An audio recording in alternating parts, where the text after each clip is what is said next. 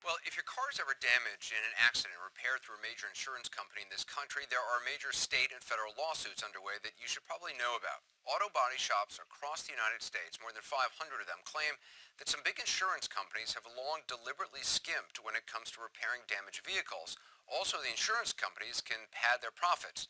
The lawsuits allege it's a scheme that can not only lead to rushed and minimal repairs, but repairs that include using recycled, remanufactured, as one lawyer puts it, junk parts to fix your car. Some attorneys general believe the alleged scheme may have another effect. You could be driving a very dangerous car. CNN senior investigative correspondent Drew Griffin reports tonight. To see what's really going on, you've got to do something you probably can't do at home. Lift what you think is your repaired car, get out something called a borescope, and check inside the car, inside the frame, to see if the auto body shop actually fixed it. The auto body shop your insurance company most likely recommended. There's the riff in the rail right here.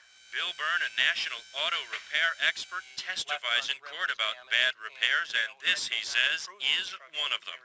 The result of a system designed to save money for insurance companies. What they did was they replaced the new end cap on there, and the end cap actually covers that, so the consumer would never see this. It is unsafe. And yet they put it back on the road. Correct. Byrne is now part of the major lawsuit involving more than 500 auto body shops in 36 states, all suing dozens of insurance companies across the country. The shops believe the insurance industry is involved in a deliberate system to send you and your car to shops that are pre-selected by insurers to do the absolute bare minimum to fix it, even telling body shops to use used or recycled parts because they're cheaper. Matt Parker is an auto shop owner in Monroe, Louisiana, who says he sees the same problem. He says State Farm told him to use a remanufactured headlight in a Toyota Tacoma. This is what he got. Oh, so it's got a hole in it here, and then you can see where they screwed this bracket back on the vehicle. Now you can see here where all these parts, where these were knocked off and glued back together. You can also see here where the top corner in the lens is busted and this part of the headlight is broken. This came out of a box wrapped like it was supposed to be. Oh, absolutely. It's like supposed to be like a new part. The insurance company wants us to put this stuff on their car. Now, if we refuse to put it on the car, then they label us as a shop not willing to go along with their program, and then they try to steer our business away from us. Which is why he and the other shops have retained John Arthur Eves to sue. Every state in the union has experienced the same sort of struggle here between the body shops trying to do the work the right way and the insurance companies trying to cut corners and force them to use unsafe parts and unsafe methods on their cars. Attorneys General Jim Hood of Mississippi and Buddy Caldwell of Louisiana, they believe it too. Mississippi is preparing a lawsuit. Louisiana has filed, claiming State Farm's practice is putting drivers in danger. And what is the practice? What's being put in their cars?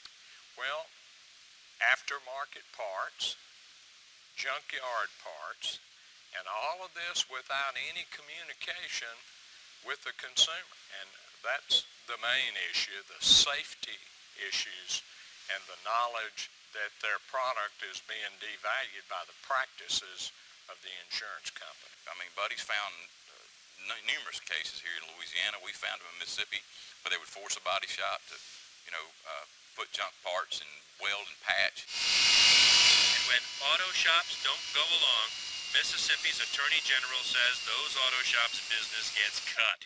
It's called steering. Insurance companies steering business elsewhere.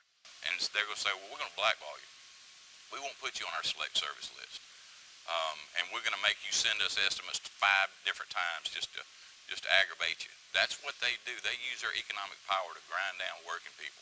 U.S. Senator Richard Blumenthal, who used to be Connecticut's Attorney General, says not only is there a potential for small businesses to be hurt, he too believes cars repaired through insurance companies' preferred service centers pose a safety risk. And he's asked the U.S. Department of Justice to investigate. Salvage parts, inferior or even counterfeit parts certainly raise safety concerns, and often those kinds of parts are involved in this practice of steering, and that's why I have been concerned for years about it. and why I think the Department of Justice should be investigating. Louisiana's Attorney General chose to sue State Farm Insurance because State Farm is the biggest insurer in his state.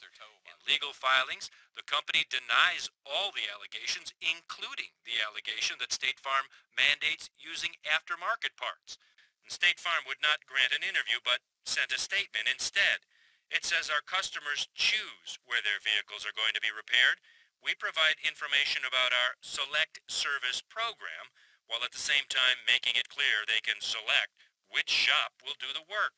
State Farm told us to bring our specific questions to Neil Oldridge with the National Association of Mutual Insurance Companies. It is just not in the economic interest of the insurer to have a car go in and out of an auto body shop 3 or 4 times to get it right. Why would insurance companies require or recommend used parts, fixed parts, off-market? Sure. Most companies don't require this. Most companies offer a choice to consumer. Most of any sort of aftermarket part that you might hear about are usually cosmetic parts. So they're nothing related to the safety, the mechanical parts of the operation of the vehicle. There are laws in almost every state that require consumers to be told that if their aftermarket parts are going to be used, and then what those parts are.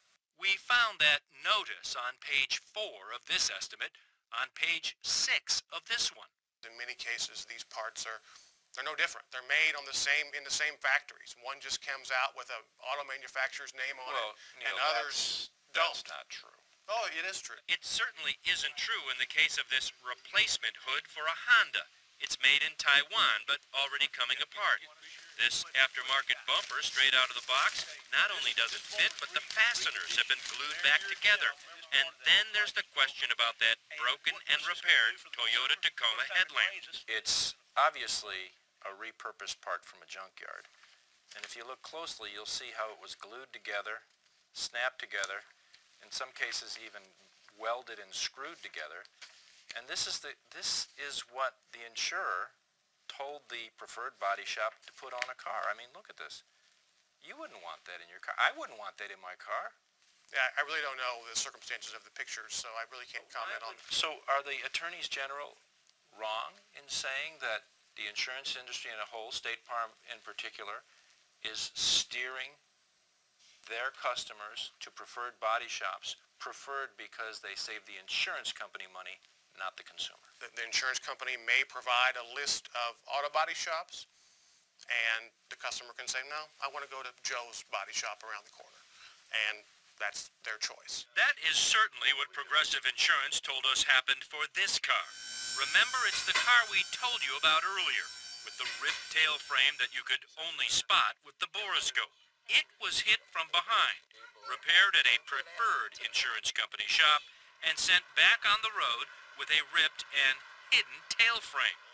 Turns out the ripped tail frame isn't all that wasn't repaired. 3 of 4 tire rims are still damaged. The undercarriage of the car has been pushed in, according to auto expert Bill Byrne, and outside the paint job is filled with pock marks. Progressive Insurance says they didn't choose the body shop, the owner did.